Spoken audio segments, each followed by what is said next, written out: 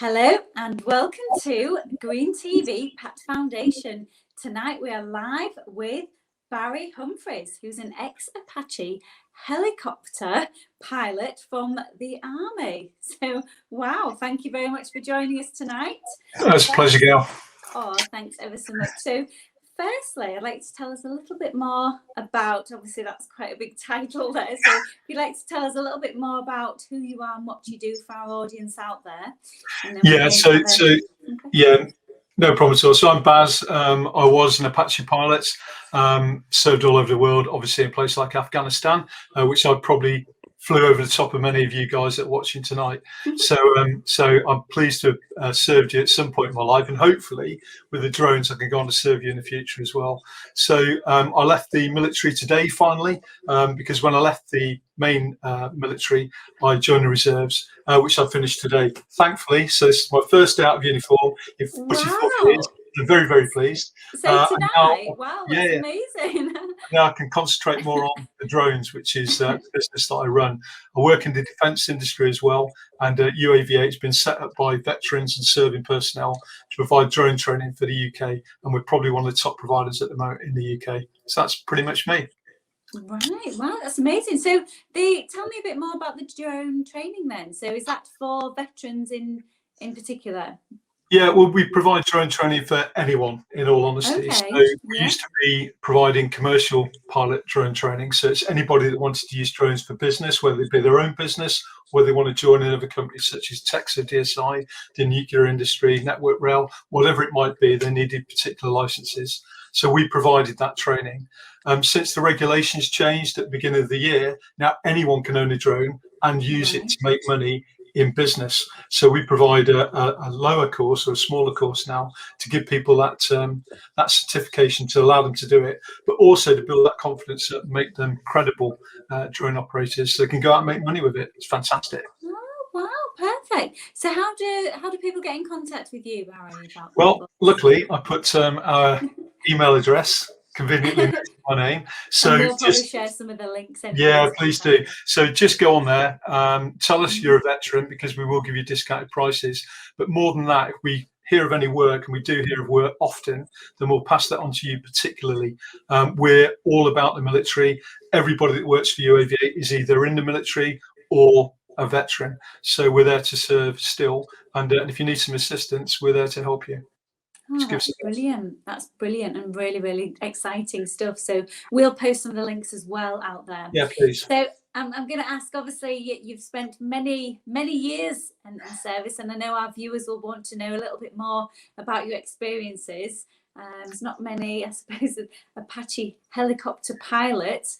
I want to know some of the stories, Barry. What can you tell us on air that we're allowed to listen to? Well, the first thing is that obviously to be an Apache pilot, you have to be really good looking, have blue eyes. But apart from that, anybody can do it. So I joined the Army at 16 in the Junior Leader Regiment as a trooper.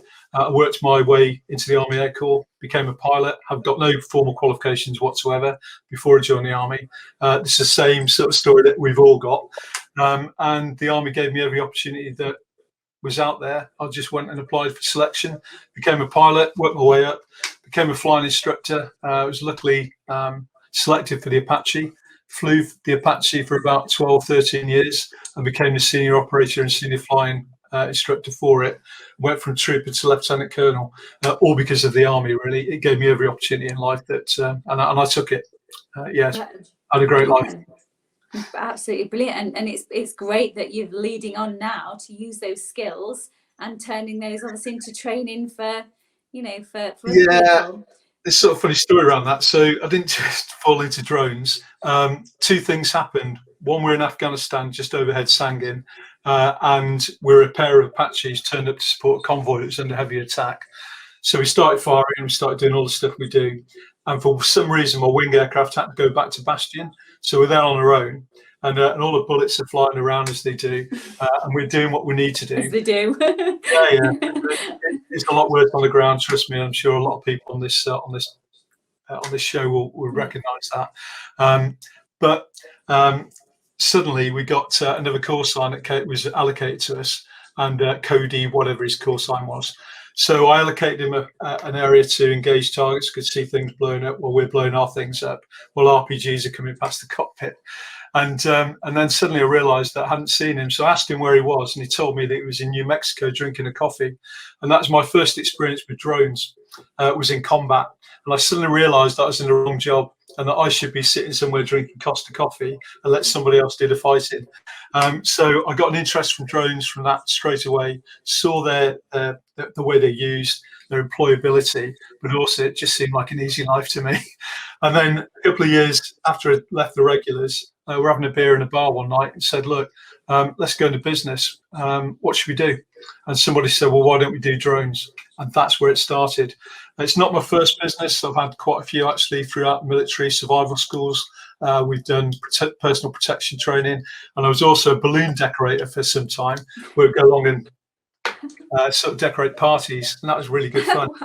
But the thing is, yeah, it's just the Army, in fact, the services gives you all these skills that actually you can employ in Civvy Street, anyone. You can make money out of anything that you've learned in the military, yet many people choose not to do it, and I don't understand that. So we're trying to help people with the drone industry to sort of go out there and make some cash and sort their own businesses out, and just help them along the way. That's what it's all about. Yeah, absolutely. I mean, that's great. I mean, there's so many transferable skills, and there's some, the skills when you come out of this, any of the services that can the Civvy Street, they can't have, it's a different, the training, the inbreeding of it, it's very, very, very different and diverse. So yeah. Tell me about your time, obviously, in the services. I'm wanting one of your juicy stories, Barry, because I know there's loads there. So tell me. I've got loads of juicy stories, but I'm going to promise this book here is a book about my juicy stories. So this became a Times bestseller. Your book? So this is one of the other things you can do when you're in the military or you leave. It's called Apache Dawn. It's written by Damien Lewis, although pretty much written from my war diaries. But it's about 4 guys that go to war. The first time we went, actually, and it tells you all about the stories, the baptism of fire, to the bit where we get really quite skilled at what we used to do. So if you want to read some juicy stories, get that book. But the reason I say that is we've all got juicy stories and we can always write a book. So if you're really stuck for things to do, write your memoirs down before you're too old to do it. Top tip. It's really good fun. It's quite rewarding. And you know what? That made a load of money for Help for Heroes. And hopefully, your memoirs will do the same. So all the juicy stories in there, but I've got loads, honestly. You wouldn't believe it. Most of them made up. Tell us one for our viewers out there, because we've got a lot of people was very interested in watching your show tonight. So tell us one of the stories. There must be one that sticks in your mind from. Yeah, there is. So it's our first time in Afghanistan, and we've been on duty for 3 days. So it doesn't sound long, does it? That's 3 days on very high readiness, where you're on 15 minutes notice to move. You don't sleep, and you run for the aircraft as soon as the phone rings. So we're constantly doing that. It was on the 3rd day we went out. We've been shooting a few things over the period of time, and we get called up for this massive attack. And I forget the regiment on the ground. It might have been the Gloucesters or sort of Worcesters, someone like that. But they were under effective enemy fire. We turned up. They were under mortar fire. They'd already lost one bloke from sniper fire. We couldn't find the mortars. We couldn't find the sniper. It was a nightmare. And then suddenly, every time the mortar, just before the mortars landed, this puff of smoke would go up from a building about 2 kilometres away. So the guy on the ground, the artillery guy, said, "Yeah, we've recognised that when that smoke goes up shortly after the mortars come in, so that's a signal from the Taliban." We're like, "Well, we're going to check it out anyway." Turn the cameras towards you, can see most things up there. And there's a guy cooking his dinner with his kids sat around. And the mortar guys were just about to fire mortars back at it. We go, "No, mate, it's a bloke making pizzas." We had a big argument to stop them shooting, and luckily they didn't kill the pizza delivery man, which is fantastic. But the attack still carried on. We ended up finding the mortar team surrounded by children. So we put some warning shots down which stopped them, which was better than the other option, which the Harrier that was flying around at the time just wanted to bomb it. And luckily, because we were there, we managed not to kill the kids, put warning shots down and stop the mortar fire. This is all happening within an hour. But they still come under effective enemy fire, and they wanted to get to the green zone from the desert. So we decided that we'll try and trick the Taliban. We'll fly off into the desert, because when we're there, they generally put the weapons down, have a cup of tea, and everybody relaxes until we disappear and they start fighting again. So we went to the desert, went low level, spent about 10 minutes out there, and then came back really low and really fast.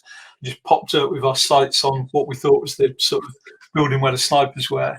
And lo and behold, there's a guy there looking for a small gap in a wall, which is a little bit odd because he's the only bloke there because all the families and that had already left. Anyway, next to him was a blanket, which is called a Apache, which is an Afghan blanket.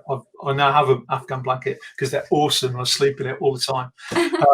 So there's a blanket, but the blanket was stood up on its own, which is a little bit odd. And underneath, obviously, were all the weapons. So we put a load of rounds next to him, 30 millimeters, which are these, which are big bullets.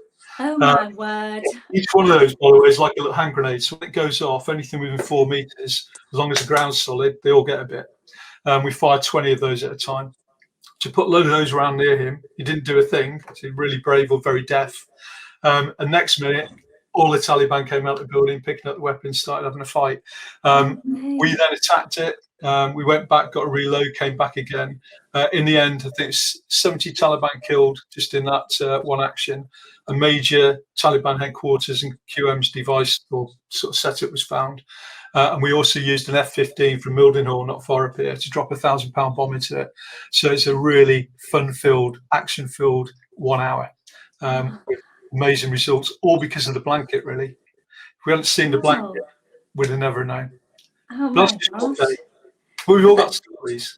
I was going to say that's not sort of the norm. So, when we invite you on the show to say about your drone and training, with these stories are, wow. I can't remember. It's like something off a film. Yeah, well, I'm like that old. I'm that old. I can't remember training. So I think we had hobnail boots and sort of and really sort of itchy shirts. It was a long time. So what advice would you give to, say, the younger generation, Barry, that are thinking of doing something similar and having a career in this? It's young people nowadays. It's not as they don't readily go into the services. No, they don't. Not as much as they used to. I mean, obviously, you've made it sound exciting and glamorous. Obviously, there's an element that there isn't. Where people's being killed and things. But what would you pass on for the younger generation? The first thing, going back onto that one, they reckon that if your army career, 10% is sort of really, really adrenaline rushes. 90% is waiting for that 10%. What I'd say to the youngsters is, get rid of the perceptions about the military. The military isn't all about sort of marching. It's not all about sort of running with big packs on your back. There's a role for everybody now, from the guy that wants to do that to the guy that wants to do cyber technology and space warfare. Everything that you can think of is in the military. And the great thing is, it doesn't matter what your background is, doesn't matter who your mum was, doesn't matter what your name is, doesn't matter how you look. It's all about whether you actually can do the job. And it's about results. So go in there, go with an open mind, break those perceptions, give it a go. Honestly, I joined the army when I was 16, having worked in a factory for 6 months, which drove me crazy and told me never to do that again, ever. And I had the most amazing life. You wouldn't believe it. And it's there for everybody. Anyone can do it. Anyone. So go and do it. If you want to be Bear Grylls, go be Bear Grylls. If you want to go and be the Apache pilot, be an Apache pilot. Do whatever you like. But give it a go. You won't know unless you try. That's all I'll say on that. Do you think it takes a type of character, though? Do you think it takes a type of person? I'm kind of leading up to Matt. The veterans that I place into work, for example, have come out of whether it's the Navy, whether it's the RAF, or they have these personality traits that seem to be different. I mean, you could probably explain that a lot more than. Yeah, I think so. Every book I've read, including mine, actually, we come from broken homes. We leave school with no qualifications. And we have real brush with the law. That's the perception of the average soldier or someone that joins the forces. Of course, that's not strictly true. We come from all walks of life. But I think you're right. I think we probably are slightly different. Or is it the military that makes us different in the end? I don't know. I can't remember what I was like when I was 16. I was probably arrogant. I was probably, I think we all are. Yeah. I don't know, but I do know what it molded me into being, and that was a team player, motivated. and an achiever, and that's true of everybody that goes into the military. I'm sure of it. We are different. We employ military guys within UAV8. I work for a defence company in the UK, and everybody within the element that I'm involved in is ex-military as well. We're all a certain type.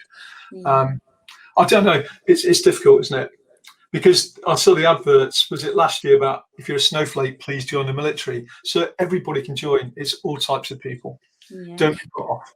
You kind of join a family. I've noticed you've all got this embedded camaraderie, and that carries on after you've left the forces. I've noticed that I've noticed that with Pat. With the Green Task Force planting trees. There's a continued camaraderie with the guys, and the story sharing, and it's like they're all. That you can imagine them round a table with the beers, obviously pre-COVID. Yeah, not too many. I see a message there. Which pilot's better, Army or Navy? I've just seen. Well, I don't even have to answer that because Army's obviously become before Navy on the question. Army, and I'll tell you the reason why.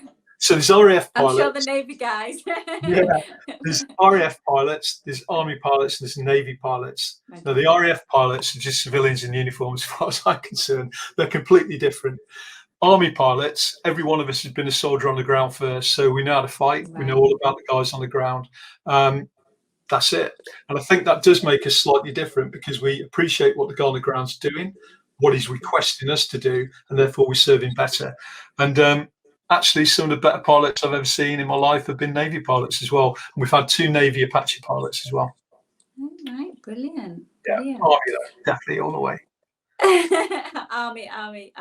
Always. That's great. But it's interesting you talking about the differences. It's interesting. If you go on holiday anywhere in the world and you've got a social area such as a bar, it's only a matter of days before the people who are military or are military seem to be sitting in the same corner sharing a drink. I don't know what it is, whether we look different or whether we've got a different, I don't know, persona. But I think you do. I can actually, obviously working with the guys now, and you can tell you walk differently, and it is. It's just it's an breeding and a kind of thing. So, thanks ever so much for that, Barry. Your interesting stories, and it's well. We've just got another before actually I wrap that up. It says, has Barry got any stories from the Army and Navy battles at Twickenham? No, so I like Army and Navy, but it's more about drinking than rugby. And it's interesting because after the first half, it's the bars of 4. And I noticed the last time I went that they stopped you doing that, which is really annoying. No, I can't remember very much about Army and Navy games. So whoever asked that question, the answer is that there's a little bit of memory loss there. Yeah, very much. But again, great times. And that's one of another great thing about the military is the sporting side. It's brilliant. Yeah, it's the memories that you make. I get that. Yeah. Well, it's your birthday tomorrow, isn't it? Yes, it is. Somebody's put the Navy is still the senior service, so there's still this little rivalry, isn't it? It's quite the way I see it, it's better to look good than be good, and the same applies to that, really. No, I'm not getting sucked into just words. No comment. So it's your birthday tomorrow, Barry. What's your plans? Have you got something exciting? The big 6-0. So yeah, the big 6-0. So the best thing is it's the first day out of uniform, 44 years. That's amazing. Wow. So you finished today, is that? That's today. Yeah, can't wait. Wow, well done. And just chill out and not think that I'm 60 and try and think I'm 50, and that'll be fine. Exactly. Age is a number as far as I can see. Yeah, the football. It's interesting. The football players have 2 ages, don't they? They have their age, and then they have an age 10 years younger. And if they believe that, then they perform at that level. That's what they say. It's a mindset. Yeah, when I was 53, I was the oldest guy on the front line in Afghanistan when I was out there. Yeah, I was still sprinting to aircraft and still getting into the fight. So age is just a number. Absolutely right. I totally agree with you. And it sounds like you've had a very colourful life and achieved a lot and still live to tell. Very lucky. Yeah, very lucky. Yeah, by the sounds of it. Well, good luck with the obviously your training, and we've got a well Yeah, done, thank you, guys. happy birthday and well done. 44 years of service, that's amazing. Thank you. And we shall put the links on the obviously the PAT Foundation Facebook and various. Please This do. will, although it's live now, Yeah. we will be recording this and putting it on Pat's YouTube channel, so you know, it will get out there and people can listen.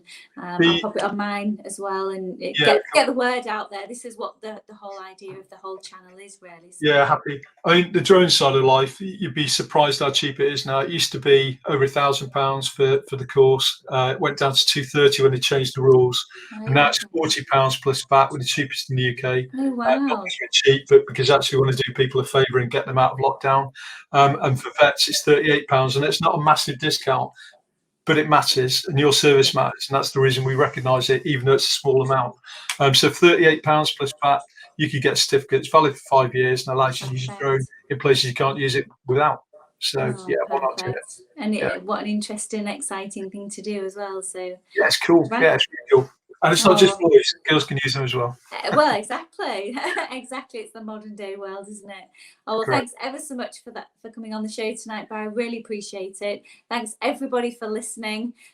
Join in on Thursday. We've got another show. We'll post some links out on that. And in the meantime, have a great birthday tomorrow. Well done on 44 years service. I've been Gail Acaster. Bye for now. Bye.